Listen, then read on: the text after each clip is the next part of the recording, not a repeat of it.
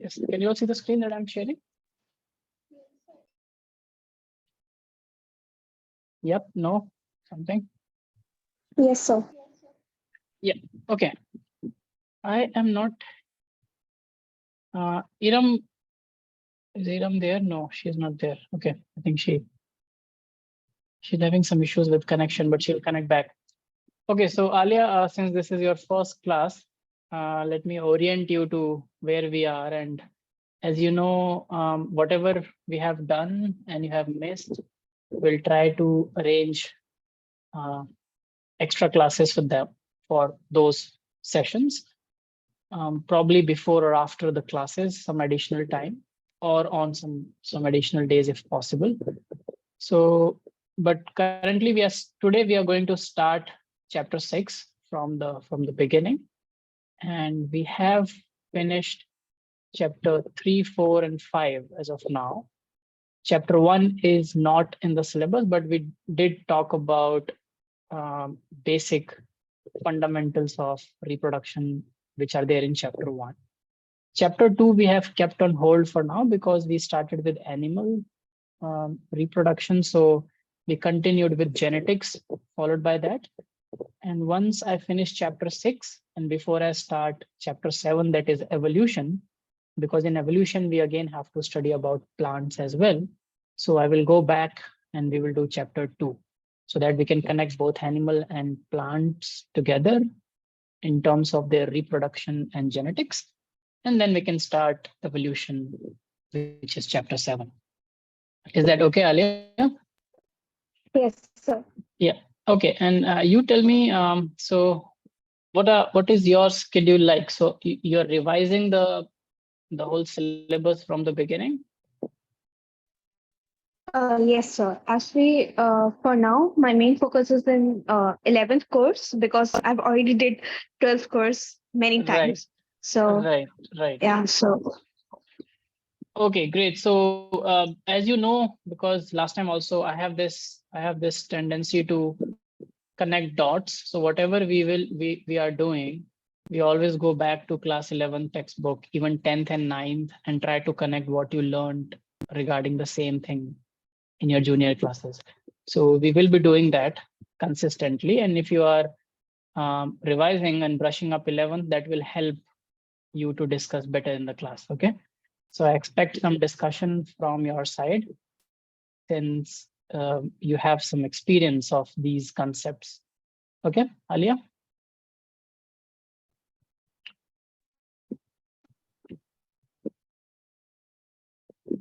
Okay, great. So let's start. So in the last chapter that we studied, which was principles of inheritance and variation, we did learn about Mendel and Mendel's work. And what Mendel basically figured out was that characters are inherited from one generation to another in a in a in a logical manner, which can be traced and which can be mathematically also proved or predicted. So if something does not follow Mendelian genetics, we either call it exception or then these are defects in Mendelian genetics. We also discussed that. Apart from Mendelian genetics, we talked about chromosomal aberration. And while doing all of that, we also brushed up our concepts of gene, allele, chromosome, etc. Right? So all of you now know what is a gene, what does a gene do, and how is a gene inherited, and what are alleles, correct? Everyone is on the same page regarding alleles, genes, chromosomes, how are they inherited, recombination, linkage, everything. Anyone has any doubts from last chapter that you want me to brush up? Because it's very important that your chapter 5th concepts are on board to understand chapter 6.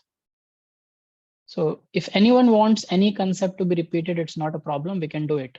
We have time. Is everyone on the same page? Shall we move ahead, or you want some things to be brushed up again? Alia, Aisha, Parker, and Iram.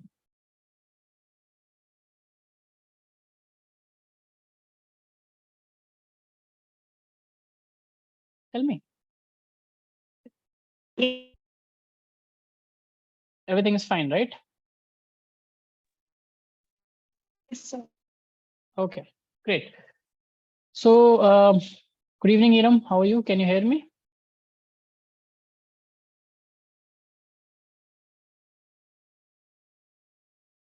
Okay, I don't know. Okay, I think Iram can hear. Okay, great. Do let me know if there is any disturbance in. Sorry, do let me know if there is any disturbance in the network because of weather conditions or something. Okay, so let's move. And in the last class, I gave you a homework to go back and try to find the structure of DNA as a molecule and RNA as a molecule. And then I ask you to think about this question, why do we need a genetic material? Yeah.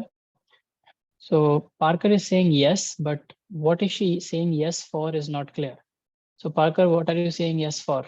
Is it a delayed yes that came?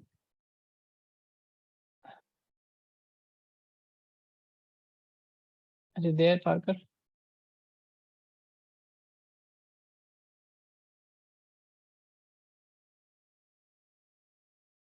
Okay, maybe it's for the same thing. It's okay. Cool.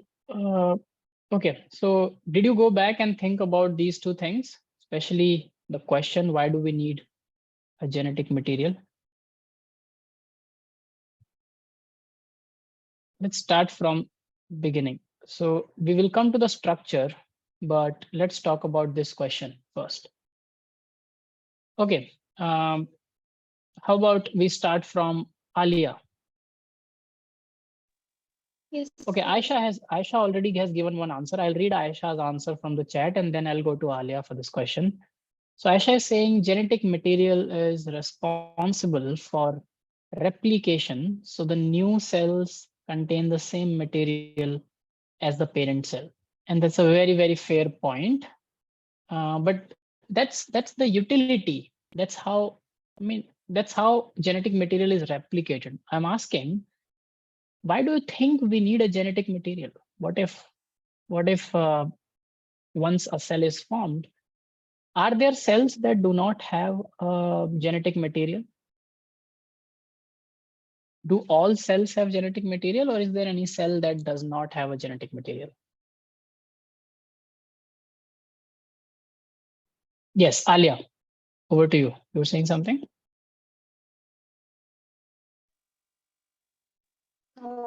I think also for genetic material, I'm not very sure about it. Alia says all cells have genetic material, but she's not very sure about it. Okay, and Iram says genetic material is important to store information. So what information, Iram? What information you're talking about? See, discussions are very important to know our ground. Where do we stand, right? Remembering facts is very tedious and boring job, but understanding something is interesting and stays in our head for a longer time. So Alia is not sure. Why are you not sure, Alia? You think all cells need to have a genetic material? I What, guess. think about yeah, think about this. What will happen if a cell does not have a genetic material? Will it cease to Uh, exist? Will it not exist at all? Maybe because if the Mhm. cell doesn't have a genetic material, the Mhm. genetic material tends to it's heredity, so it goes from parent to offspring. So Right. You're perfectly correct. But that's about going forward to the next generation. I'm talking about the cell itself. So this is a cell and it has a genetic material. Let's say this is a genetic material.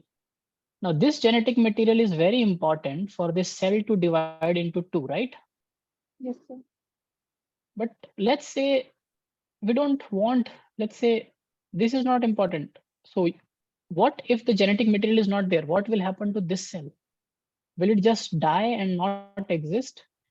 I'm sure that it will not replicate and form two daughter cells. But there are many cells in our body that do not divide. For example, our neurons. Do our neurons have a nucleus? They never, like most, according to your textbooks, they don't divide because they are terminally differentiated cells. You cannot make a neuron once it is a neuron. You cannot make it divide into two neurons. A neuron never divides. You can form new neurons from the stem cells which divide, but you cannot make a neuron divide. Same is true for our epithelial cells, terminally epithelial cells, or any other cell in the body that has a fixed function. So these cells don't divide. So do they have nucleus? Do neurons have nucleus? Our neurons.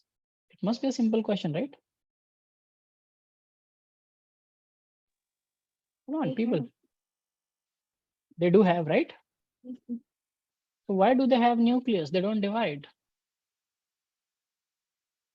Okay, I haven't think about that.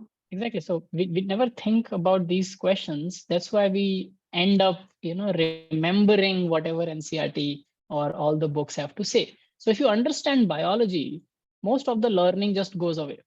So just because I understand a lot of things in biology, if you will tell me a new thing, it will just be very, very obvious to me, right? Because I'll say, it will feel like, oh, it makes sense because I already know that this happens and this is how it can exist or it can make sense. So neurons do have a nucleus, even though they never divide. So are all other cells of our body that never divide. They just form into that cell and then they die, but they have the nucleus throughout. Iram has written in the chat a word called RBC. I don't know what she wants to say about this word, but she just wrote RBC. But anyone knows anything about RBC that can fit in context of the discussion we are doing at the moment? Because Iram just says RBC.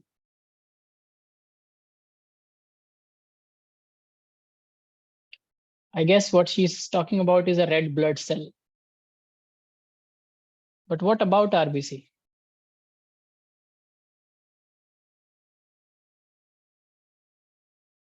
Iram, why don't you tell us? What about RBC? See, you people know things, you just don't discuss it. So if you come to my classes, don't come with this expectation that I will teach you lots and lots of fact in one class that you can get from anywhere on the internet. The internet is full of knowledge. You go to any random YouTube channel that talks about this. I'm sure that there'll be thousands of videos talking about molecular basis of inheritance. They will start and they will be like blah, blah, blah, blah, blah, blah, this. You open an NCERT, a digital NCERT, and put it on play, and Siri will read it out for you, the whole NCERT. But I don't want to be a talking version of an NCERT. I want to be a teacher. There's a difference between a teacher and an instructor who just instructs everything which is important to you. I want you to think. I want you to develop this habit of understanding subjects and finding your own answers. So Iram writes that RBC does not contain genetic material. Is that true, Alia? It doesn't have nucleus. Exactly. You know that, right? Yes, sir. I think probably I was the one who told you that RBC do not have a nucleus. So how does RBC survive? It's true that RBC doesn't divide. RBC is again like a neuron, is a terminally differentiated cell. It is formed, it serves the purpose, and then it dies. So it does not divide. And it does not also have a nucleus. So we have two cells, one RBC and one neuron. A neuron also doesn't divide, but it has a nucleus. Okay.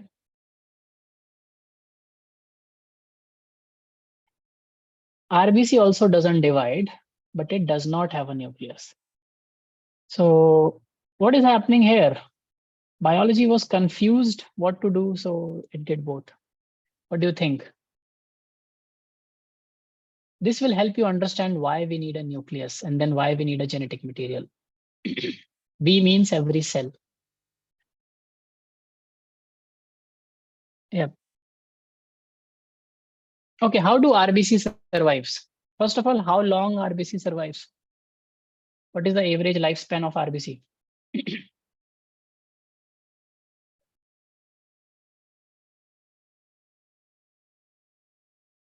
What is the average lifespan of RBC? Like Iram 120 says, days. yeah, who is it? Alia speaking? Yes, 120 days. Yes, it is 120 days. Iram also wrote it in the chat. What is the lifespan of a neuron? Average lifespan.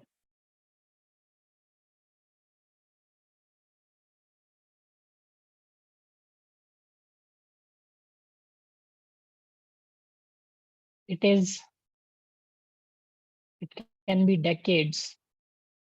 Some of the neurons are born with you and die with you. Some neurons are right from birth in your brain and they will stay there till your death. So it's decades, it's years.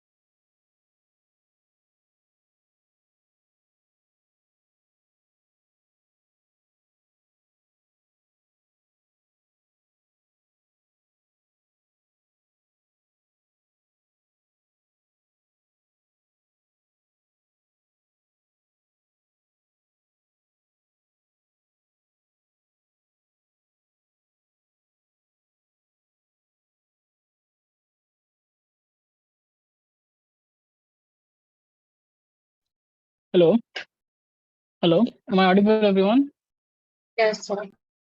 Yeah, sorry, I lost connection in between. I hope my voice is audible. So I'm on a low bandwidth, so I'll keep my video off for some time. When it's stable, I'll switch it on. Okay. Okay. Thank you for waiting. Let me share the screen again. Yep. Okay.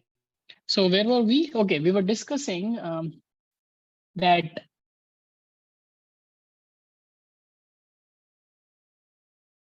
Okay, Parker, it's fine.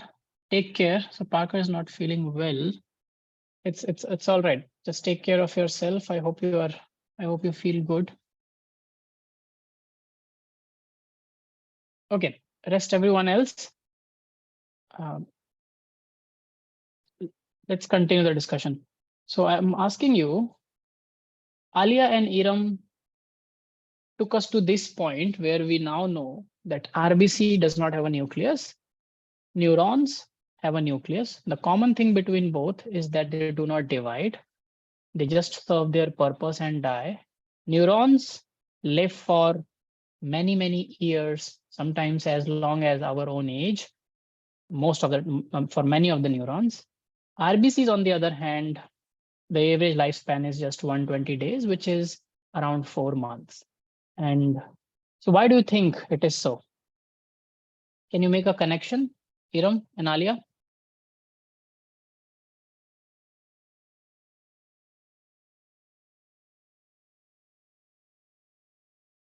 Iram, Alia?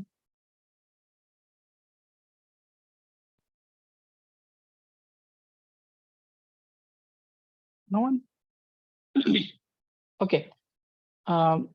Just confirm that I'm audible, right?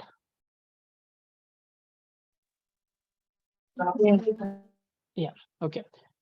So how many of you know what's inside the nucleus? So what is present inside the nucleus? So nucleus contains the genetic material, right? Which mostly is DNA, correct? And DNA stands for deoxyribonucleic acid. So it is an acidic molecule. It's a long, long molecule. We'll talk about it in this chapter in detail. But DNA, what does it do? DNA gives rise to RNA, right? Ribonucleic acid. And then RNA gives rise to proteins. Correct? Does that make sense, everyone? Now, DNA can form new DNA when cell divides, which was one of the reasons you thought that we need a genetic material. But it is a function of DNA to form new DNA. And this process is called replication. So through replication, DNA can make new DNA. DNA can also make RNA through a process called transcription. And then RNA forms proteins through a process called translation. Now, this process of translation is very important. And this formation of protein is very important because protein inside a cell, it is the functional unit. Functional as well as structural.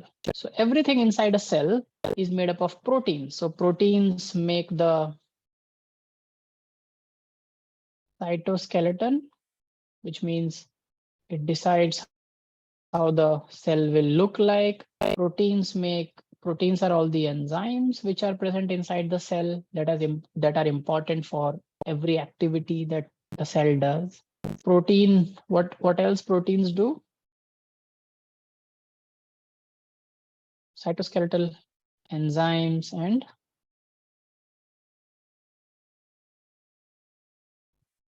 all the receptors which are present on the cell surface. So receptors means communication. So one cell can communicate with other cells using these proteins. They are called the membrane bound proteins. So proteins are present in the membrane, on the membrane for communication. They are present inside the cell.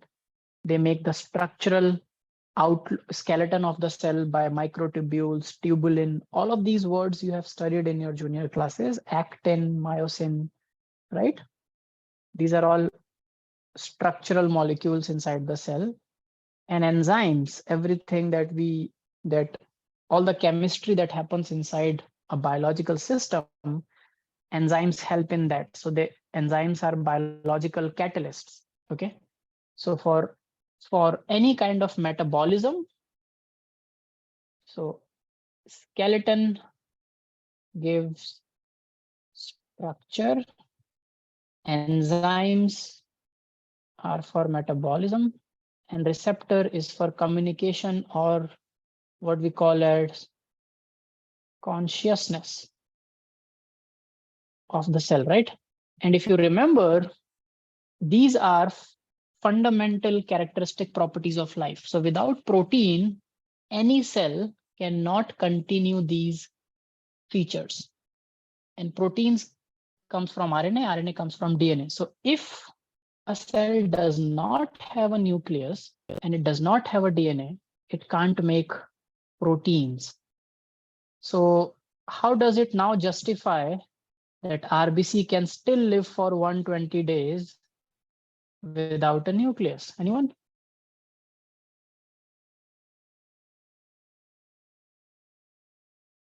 Iram, what do you think? Which means RBCs cannot make new proteins, right? So how do you think it lives for 120 days? Ribosomes, okay, but ribosomes take the RNA, read the RNA and make the protein. Ribosomes do not make protein on their own. They need RNA to make the protein. RNA comes from DNA. So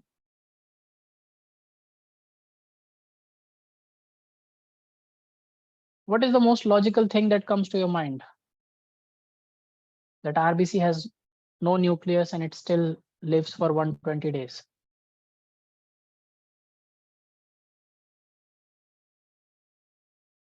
How long? Let me push your thinking before I give you the answer. Okay, Aisha, are you there, Aisha? Yes, sir. How long can a human live without food? Approximately. You don't have to be exactly, because human to human it differs. On an average, just approximately, few days, few months, few years. Yes, 1 or 2 weeks. 1 or 2 weeks. Perfect. So for 2 weeks, let's say 2 weeks, human can live without food and then it will die. In those 2 weeks, how is the human surviving? You stopped eating on the 1st of January. How will you survive till 14th January? Why don't we die on the 2nd of the January, on 3rd of the January? What is the logic? Science is all about logic. If you learn the art of thinking logically, biology becomes easy. Alia, how do we survive for 14 days? The stored energy, like when we eat, Perfect. cells Perfect. and the muscles store. Yeah. Exactly. Great. So we do have stored nutrients in our body because of the last time we ate, right? Now, how do you think a RBC can survive for 120 days? Because they initially have a nucleus, but then they like remove that. Yeah, exactly. So if you were knowing the answer all this time, why were you not speaking up? Yeah. So that's because I was thinking. yeah, that's one sin that you can commit in my class. So there's only one complete no in my class, is to not speak up. When you will speak up, all of you are too smart and you know the answers, you can think. Even if you don't know the answer, you can think. You have a brain, a functional brain that has 85 billion neurons. Have some faith in those neurons. Have some faith in your smartness. Okay. So Alia is perfectly correct. RBC starts its life with a nucleus. Then what it does, it starts making lots and lots of proteins. Like lots of proteins it makes in a haste. And then it degenerates the nucleus. But it has a lot of reserves of proteins that is required to live for 120 days. And that's how RBC survives for 120 days and then dies away. Okay. Because after 120 days, any wear, tear, any change in that protein, no part can be replaced. So old RBCs become less and less functional. Okay. So that's why people encourage others to donate blood, because your body is constantly making RBCs, because your RBCs will die very, very soon. So why don't you just, donate them? Because you will anyways make new RBCs in 24 hours. The RBCs that you will donate will save someone else's life. So that's where RBCs become old very, very fast, because they don't have a nucleus. They lose the reserves. Okay. And that's how neuron can keep living for years, just like many other cells in the body, because they have a nucleus. So this schematic that we just studied here, this part from DNA to the protein, this is a central theme in biology, and it's called central dogma of biology, or central dogma of life.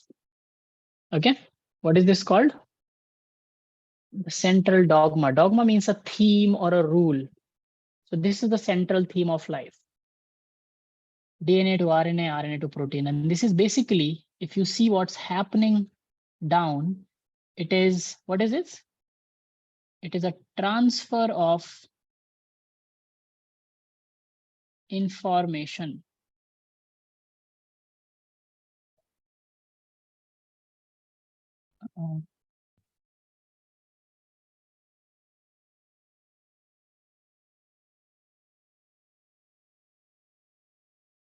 Transfer of information. Okay. So DNA has some information that it is transferring in the form of RNA inside the cytoplasm. And then in the cytoplasm, there are ribosomes that catch these RNA, read these RNA, and make proteins. The same information which was in DNA in the form of genes that we studied about in the last chapter gets translated into proteins. And everything that causes a characteristic change or causes any expression of a characteristic or a trait happens because of proteins. Does that make sense, everyone? Are we all on the same page? Yes. So now we know that why we need a genetic material. Okay. So cell needs a genetic material because it has crucial information for survival, everyday survival. Even to sense the environment. The receptors that sense the environment on a cell, they are also encoded by the gene present on the DNA. So without a DNA, a cell won't be able to do the day-to-day tasks. Okay, great. Now, in earlier times, what this chapter is all about is to find the molecular basis of inheritance. And you already know that we are going to say that DNA is the genetic material. But I will not start from DNA. I'll tell you why. In the beginning, let's go back in time very, very early, and without talking about evolution at the moment, because evolution will come in the next chapter that we will talk about extensively. But in the beginning, there was RNA. And what is the difference between RNA and DNA that you have learned in your older classes? Iram? Rabia has joined in. Good evening, Rabia. Can you hear me, Good Rabia? evening, sir. Yes, why don't you tell us about the difference between DNA and RNA?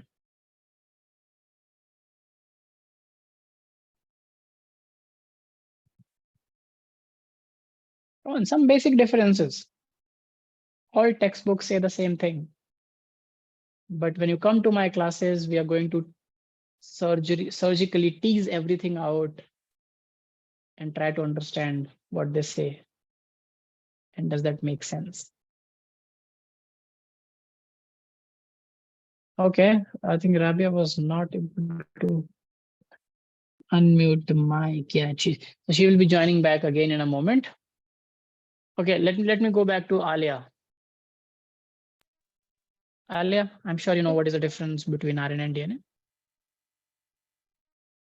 Is stranded, whereas RNA is single stranded. And the second difference is the DNA have thymine in it, and RNA have uracil instead of thymine. Okay, so she says that RNA is single stranded, DNA is double stranded. RNA. Sorry, Alia. Nothing.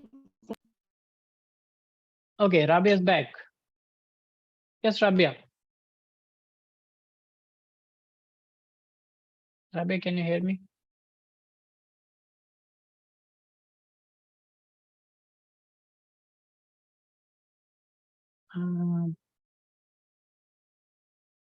Rabia also have a weak internet connection like me, so no problem.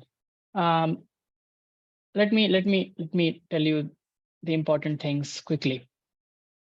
Okay, so the things that we know about DNA will come to it in a moment, but we know that there is a similar molecule called RNA. And the difference between a DNA and a RNA is that what Alia already told. Let's list some of these differences. So DNA is a double helical structure, and RNA is a single helical structure. Helical means thing which is wound like this. So about DNA, the thing is that DNA is a double helix.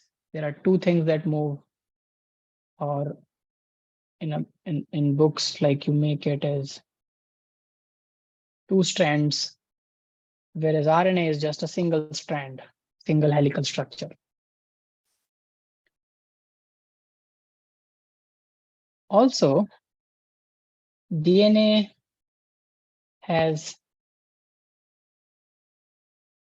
thymine present, which is T, along with A, adenine, G, guanine, and C, cytosine. These three are common, but RNA has uracil in place of thymine. Perfect. So these two are very basic differences. Anyone want to add any other difference before I go forward? Iram, Mariam?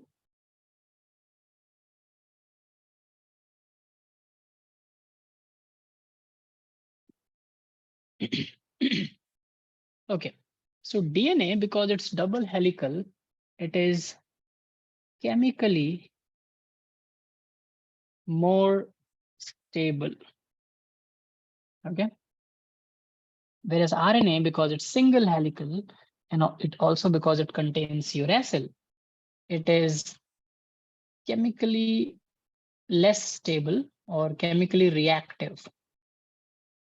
So RNA reacts very fast, whereas DNA can stay stable and does not react, does not undergo chemical reactions that fast. Okay.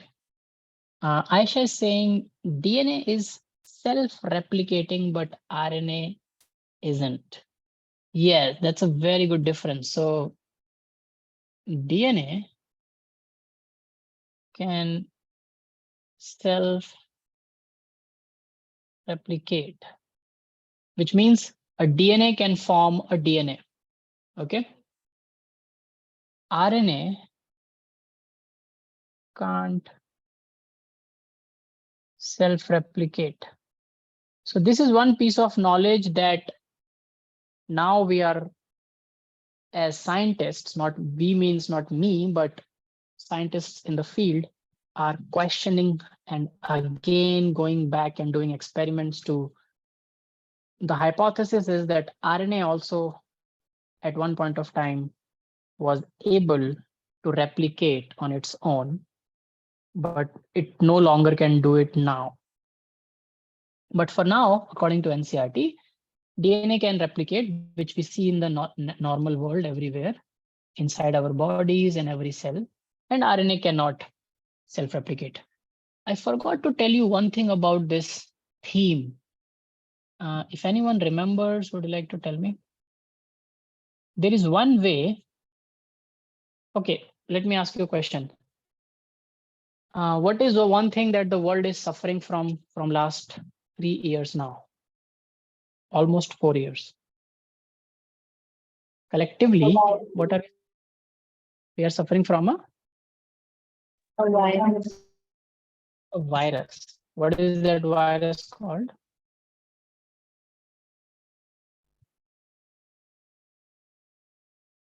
What is that virus called?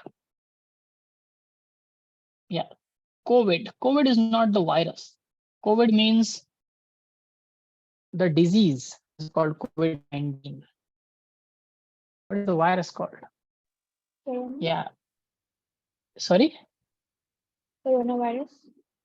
Yes, it is called coronavirus. COVID simply means coronavirus induced diseases. So all the disease that coronavirus induces is called COVID, and it originated in 2019 for the first time in human species. The disease originated in 2019, not the virus. Coronavirus is living since we don't know how long. It's like millions of years the virus is. We first discovered coronavirus in 1950s. Okay, American scientists discovered coronavirus in 1950s, and there are many coronavirus that are being studied since then. People who often don't know biology or literature, spread a lot of myths. So I remember during COVID, there was a hype that was generated about a Korean series talked about coronavirus and what diseases it can cause in a series. A year ago, like I think in 2017 or 2018, one episode of that series showed that in the future, the coronavirus spread and people were getting a lot of diseases. And then COVID happened, and everyone was like, how did this particular series knew it, that coronavirus is going to spread? Because this is not the first time coronavirus is spreading. Okay, this is probably the first time it is spreading so much that the name has become so common. How many of you have heard of SARS, severe acute respiratory syndrome, that happened in the early 2000s? It happened in India and nearby Asian regions, and it spread very quickly. It became an epidemic, but before it could become a pandemic, the virus mutated and stopped attacking and causing disease in human subjects, human hosts. So SARS virus came, caused some respiratory illness, severe acute respiratory syndrome, and went away. You know that SARS virus was actually the coronavirus. It was called SARS-CoV-1. So this is what caused the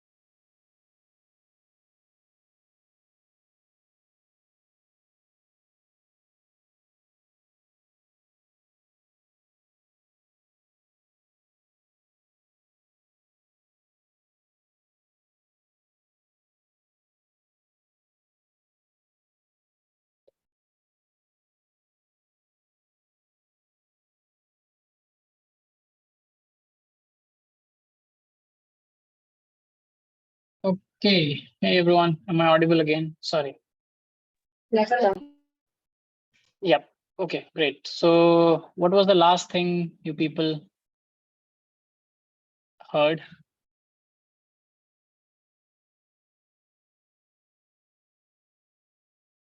I realized that I am out of the meeting a little late. Okay, what did you hear, everyone? Sorry for the bad network today, but let's bear with it. Yes, Alia. You were talking about SARS-CoV-1. Yes. So SARS-CoV-1 caused this severe acute respiratory syndrome in the early 20s.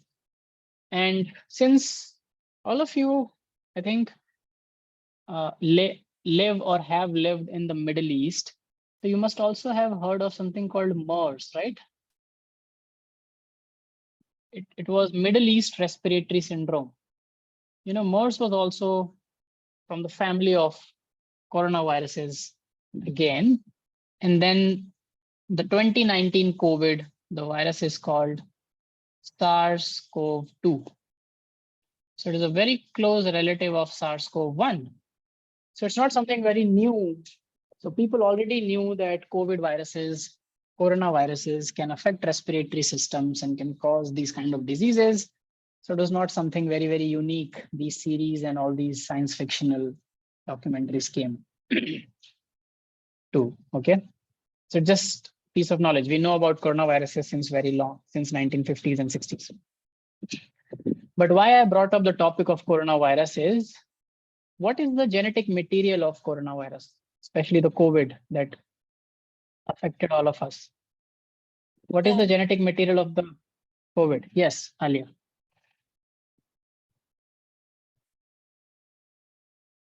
So this is a virus. It is RNA, right? Yes, sir.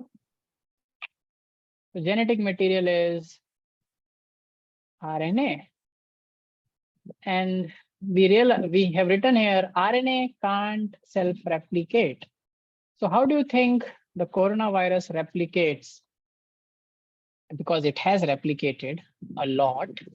It has affected almost, every single country or place on the planet where people live. Some or the other person got this virus. So how can RNA replicate? How do these viruses replicate inside a host?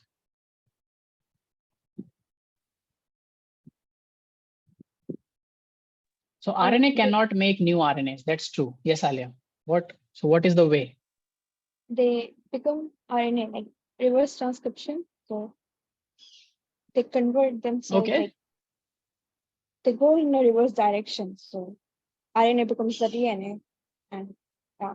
Okay. Yeah, that's very logical. See, when there is no U-turn, you have to, suppose you missed a left turn. Now the only way is you go ahead and come back to take the turn, right? So in biology also, RNA cannot self-replicate into RNA. So biology has found a logical solution. RNA can convert into DNA back. And this process is called reverse transcription because it's a reverse gear in the process of transcription. And through reverse transcription, I should have written it more clearly. So through reverse transcription, RNA can be converted into DNA. And then this DNA again will form lots of RNAs, and those RNAs can be translated to form proteins, right? So this happens in all the viruses that contain RNA as genetic material, and these viruses are called retroviruses. Retro word means primitive, old viruses. So retroviruses contain RNA. Okay. So that is possible, but RNA cannot self-replicate. Just wanted to tell you. Any other difference? Anyone?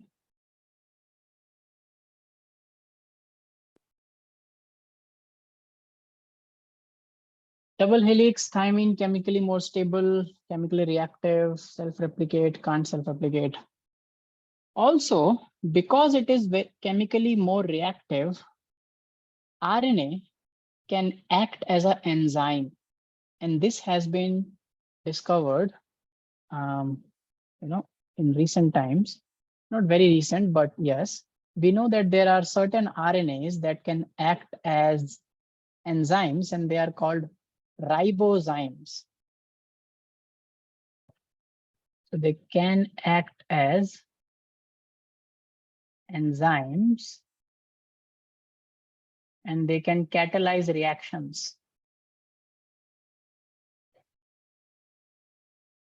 And some of these, and they are called, so the RNAs that can act as enzymes are called ribozymes. So the name is a hybrid. A ribonucleic acid that act as an enzyme is called a ribozyme. And in humans also, there are certain ribozymes present. And the reactions that these ribozymes catalyze cannot be catalyzed by any other enzyme. Only these RNA molecules can catalyze that reaction. Okay. Whereas DNA cannot act as a catalyst. So it is a very, very stable. Okay. So DNA is good for, was there any other difference that I wanted to tell you? So DNA is good for storing information, right? It is an ideal molecule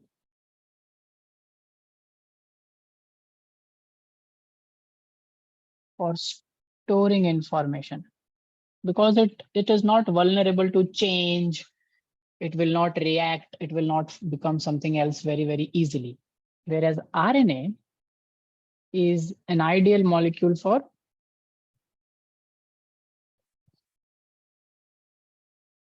transmission of information, right? If you have to transmit information from one place to another or one thing to another, you need RNA. That's why even our cell forms RNA from DNA and then makes protein from RNA. We cannot directly make proteins from DNA. DNA cannot be translated directly. It needs RNA because the transmissible property of RNA is ideal, but the storing property of DNA is ideal. All of these things, does it make sense, everyone? Alia, Aisha, Mariam, and Rabia? Yes, sir. Give me a thumbs up. These things are clear to all of you.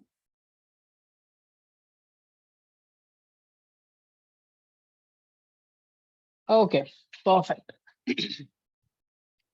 So moving ahead from here, this was the fundamental baseline that I made. Now let's talk about DNA. Now it's not like we always knew about DNA. Let's go back in time and let's try to figure out how did scientists discovered DNA. Okay. Now we know that DNA is present in the nucleus. It is a very common fact now, but at one point of time, it was not known. So people found inside the cell a dark stained structure in the center, and they called it nucleus. Okay. Now inside the nucleus, what was present, people didn't know. For the first time, a scientist known as Frederick Miescher. Have you heard this name before?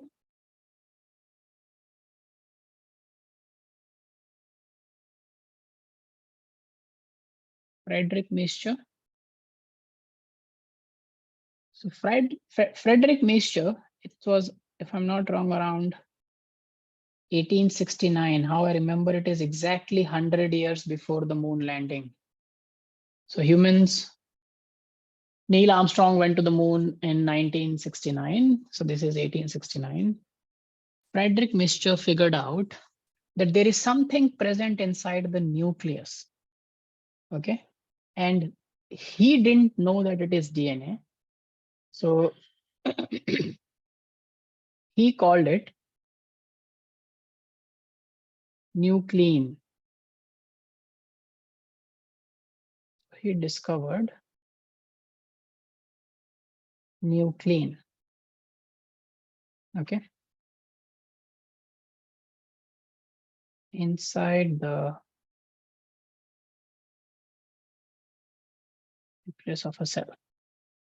So he called it nuclein. Now at that time, the technology was not very advanced and we could not, isolate the long polymer of DNA intact. So we didn't know about it for a very long time, that what is the structure and all. But people now knew that nucleus is not empty, there is something inside it. And Frederick Mischer said that it is nuclein. He also figured out that it is acidic in nature. It is an acidic molecule. How can you say that something is acidic or basic?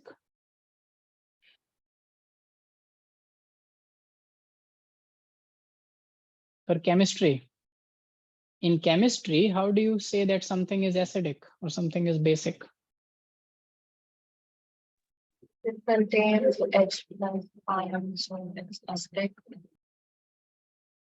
If it contains H plus ion or it releases H plus ions? It releases. Right? Yes, mostly it reacts and it releases H plus ions. And because of that, what is the charge on an acidic molecule? Tell me any acidic molecule. You know acetic acid. You know acetic acid? Yes. Okay. So acetic acid, what is the formula?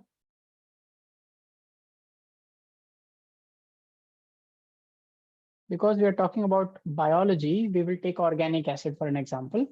You can also take an example of H2SO4. The logic remains the same, but acetic acid is an organic acid. So it is not a mineral acid. So it contains carbon and hydrogen and oxygen. So it is CH3, C double bond O and OH, right? Is that clear? Is it correct? You have to tell me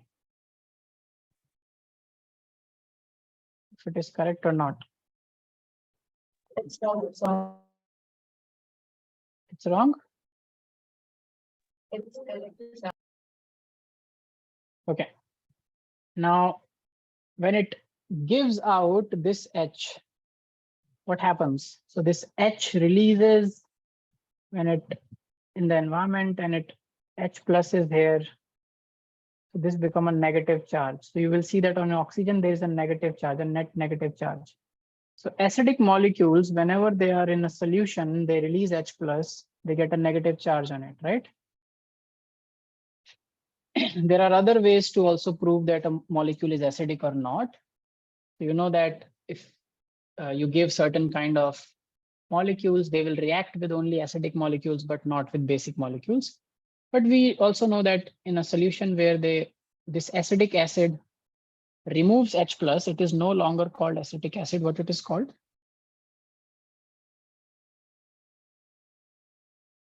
Acetate. All the organic acids in our body mostly stay in the form of ate, acetate, pyruvate. Is that clear, everyone?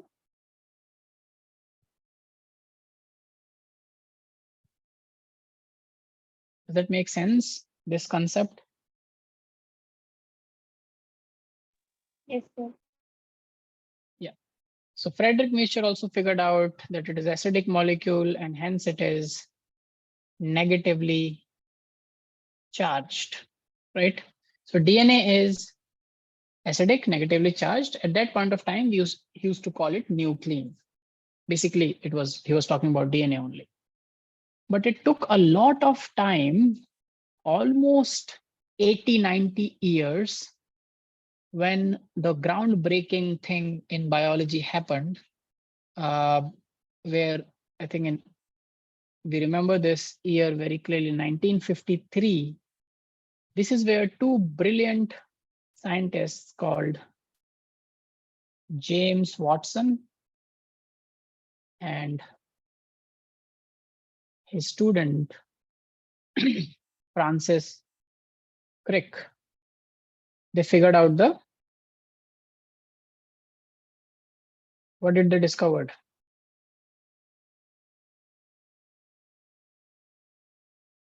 The double helical structure of DNA.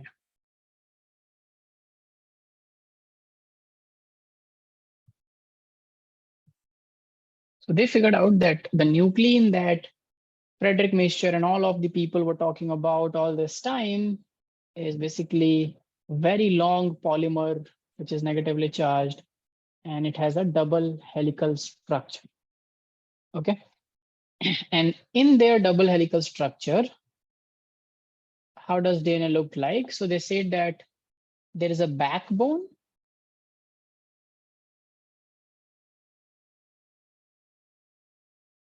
Okay.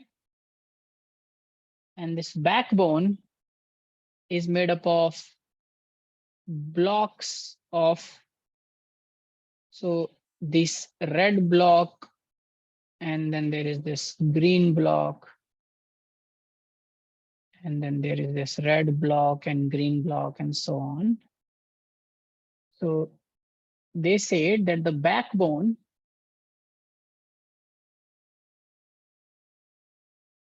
of the DNA is made up of sugar and phosphate. And then from this backbone comes towards inside the bases. Okay. So they come from both the sides and then they join. So these are nitrogenous bases.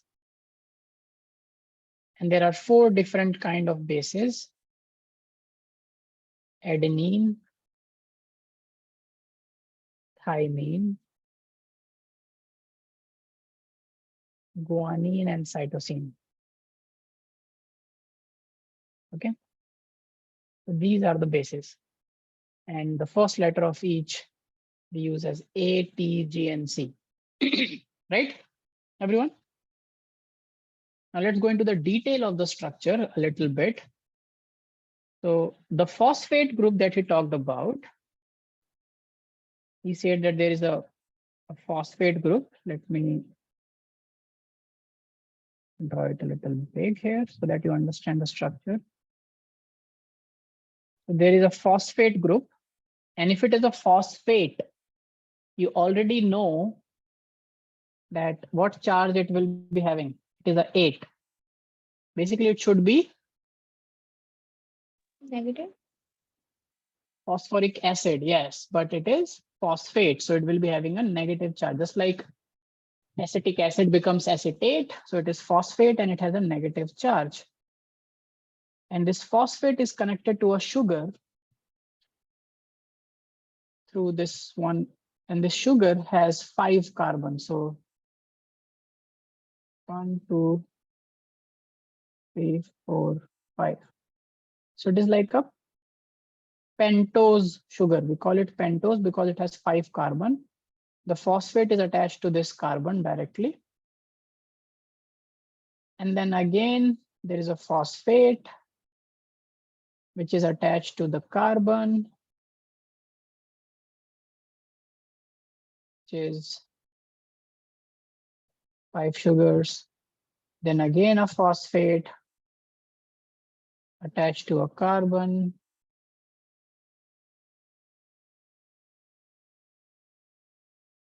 A phosphate, a pentose sugar, and then again a phosphate, and so on.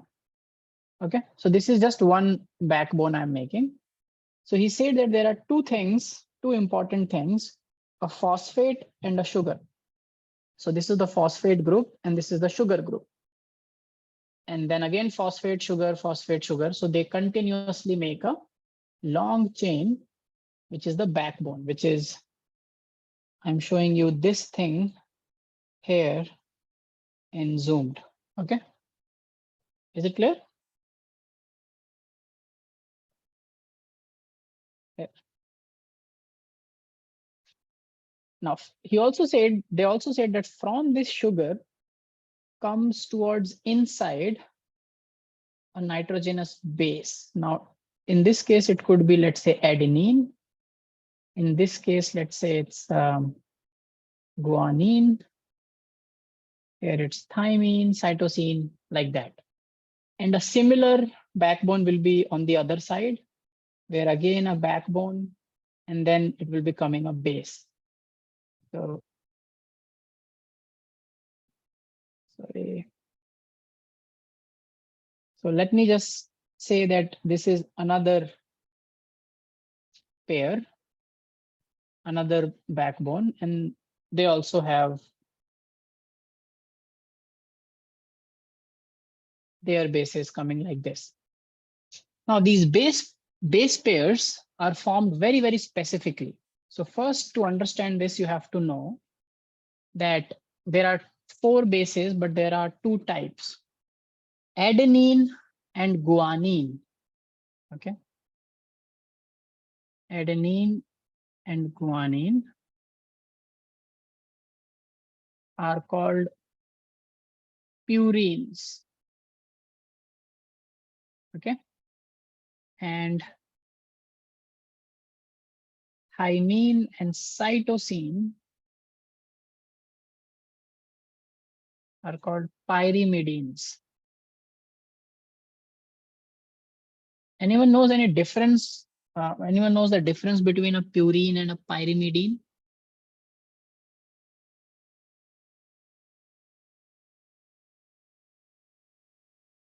What is the difference between a purine and a pyrimidine? Anyone?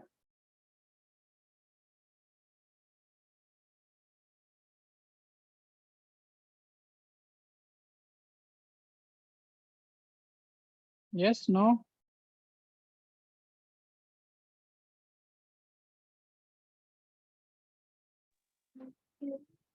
Double ring structure. And Yes, pyridine right. outstanding. Yes. So purines have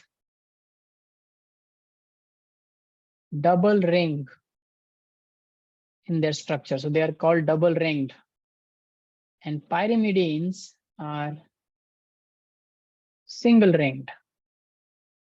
And by ringed, I mean, any closed ring. So the general structure of a purine is that it has a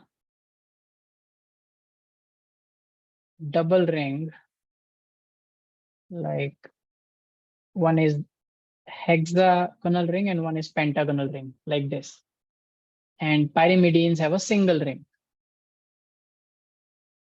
Okay, so that's the structure. Now you can clearly understand that purines, which are A and G, have double ring structures. So they will be slightly longer molecules than pyrimidines. Yes or no? Correct? Makes sense? So two purines, if they base pair together, the length of the bond will be longer.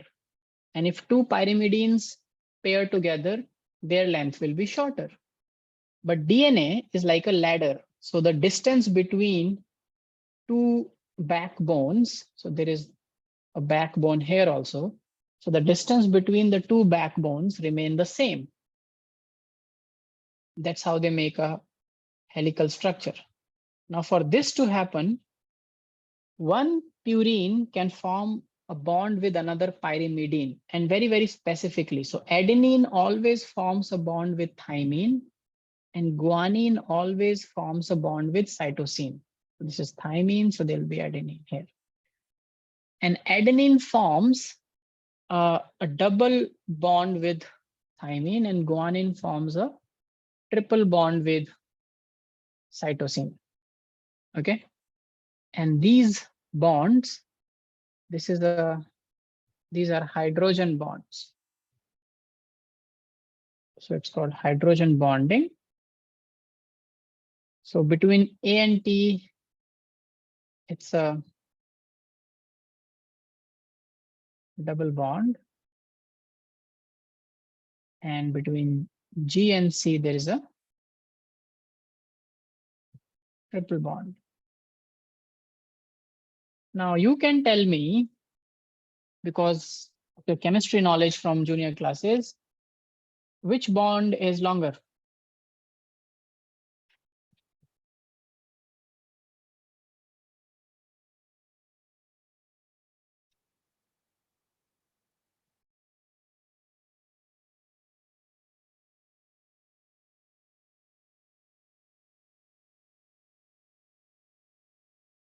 Which bond is longer? Which bond is shorter? Come on, this is basic chemistry. Which is the longest bond? Okay, single bonds are longer. And as it goes to double and triple, it becomes shorter and shorter, right? And also, triple bonds are very, very strong and difficult to break, whereas single bonds are very, very easy to break. And you can see that because double and triple bonds are present between the two backbones of DNA, DNA is very stable and held tightly together. So it's not very easy to open a DNA and by chemical reaction. Okay. Will you remember this thing, people? Everyone on the same page till now?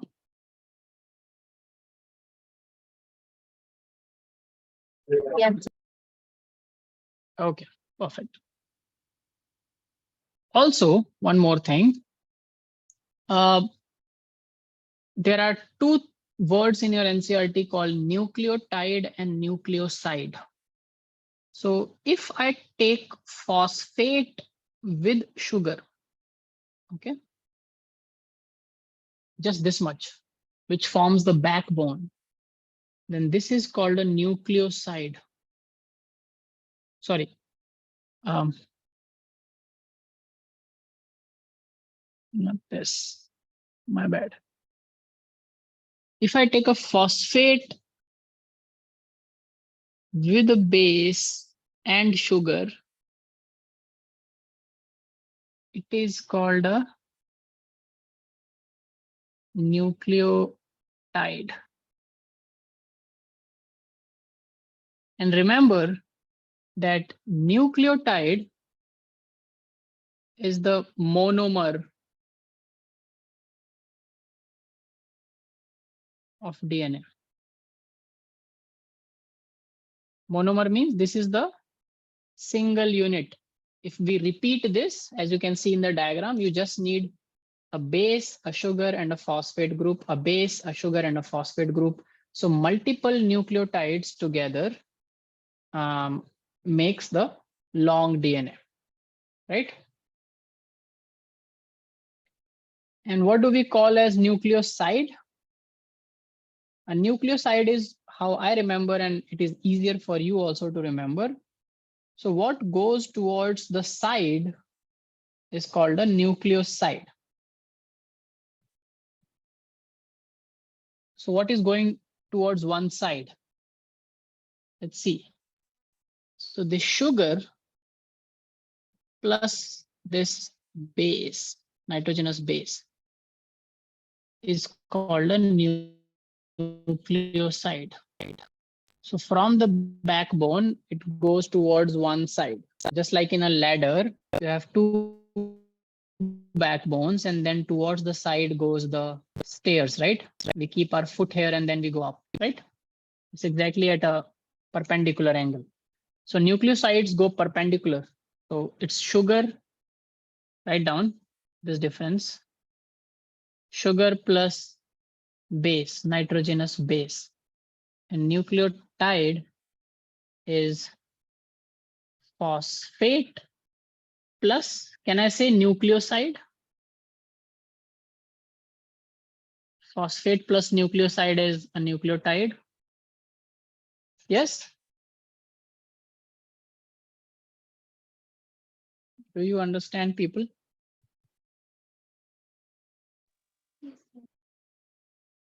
Yes, please draw this and let me know if there is any. So this is important concept. If you understand this, the rest of the chapter becomes easier to follow.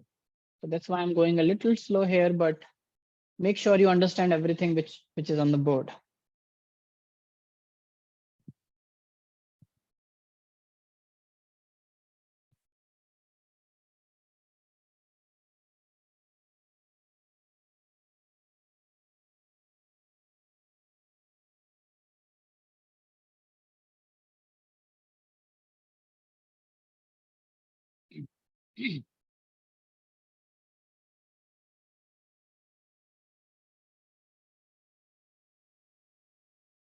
Now, look here. The last thing for today that we will understand is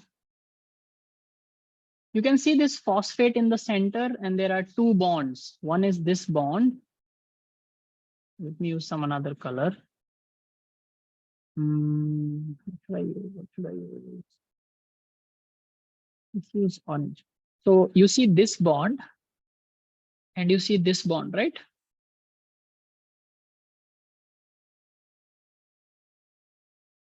So both these, one phosphate is connected to two sugar, like two sugar moieties on each side.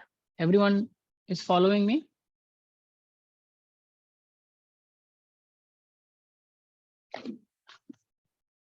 Yes, sir.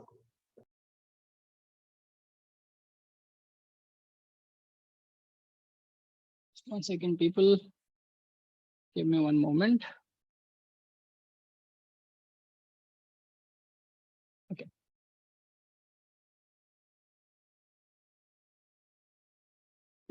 Yes. So there are two bonds, and this is known as phosphodiester bond.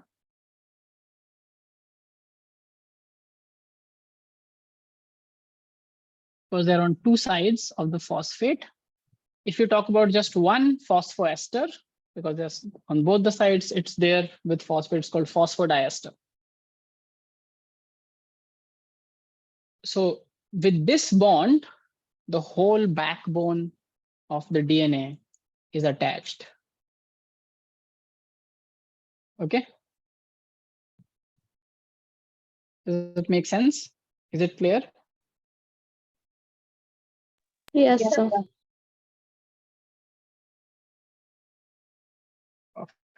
So what else we can cover? That's it. So let me give you, come to, you all have NCERT with you at the moment?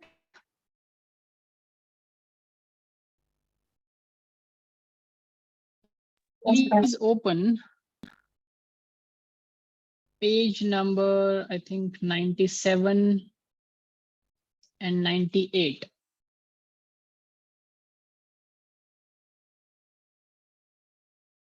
Of your NCERT. And you will find on the page characteristics, or what we call as salient features that Watson and Crick found that we just discussed on in the above discussion. Salient features of the double helix structure of DNA.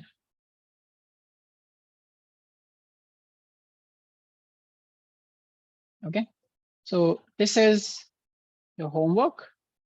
You have to study that, understand, and make your note. So they are, I think they are very, very properly arranged in points. So there are around 5 or 6 points of the salient features, and all of which we discussed. A few things is, so one turn, we didn't discuss this thing. So you can see that it looks like DNA has turns. It's turning at regular intervals, right? So this is one turn. And one turn is called one pitch. Okay. So this is not a good representation because this is not, this is not completing as a pitch, but this is. So from one end to the another, where it looks like it has completed one turn, it's called one pitch of DNA. Okay. And we know from now, because of advanced science, we know that the distance of one pitch or one turn, one helical turn, is 3.4 nanometer. Remember, nanometers, very, very small. So pitch is equal to 3.4 nanometers. And in one pitch, there are 10 base pairs, 10 bases that pair up, 1, 2, 3, 4, 5, 6, 7, 8, 9, 10, let's say. So if the pitch is 3.4 nanometer and there are 10 bases stacked in that one turn that pair together, we cannot like image and see, but we can just mathematically calculate what should be the distance between two base pairs then.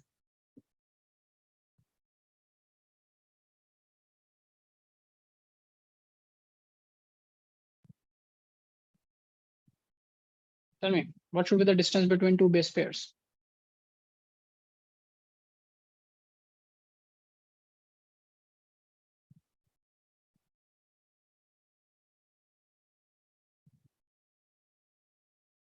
People, if the pitch, the whole turn is 3.4 nanometer, the distance between two base pair is?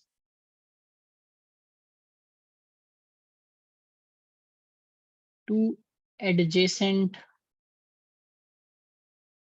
base pairs. 0.34 nanometer. Simple. 3.4 divided by 10, right? Now 0.34 nanometer is very, very small to be able to, we can't see it neither through electron microscopy. We can't infer the distance, but since we can infer the distance between a whole pitch and we know that there are 10 bases stacked, so we can just do the simple mathematics and get to know. Is that clear, everyone? Yes. Yes, sir. Okay, so today let's stop here at the characteristics of the DNA double helix structure. And in the next class, we'll take forward from here. So we did quite some facts, some things to remember in today's class. So please go back and revise whatever we did in today's class before you come back for the next class, okay? And if possible, read the chapter on your own from NCERT. It's a little, fact-based, a fact-heavy chapter, but I'll try to make it as easier as I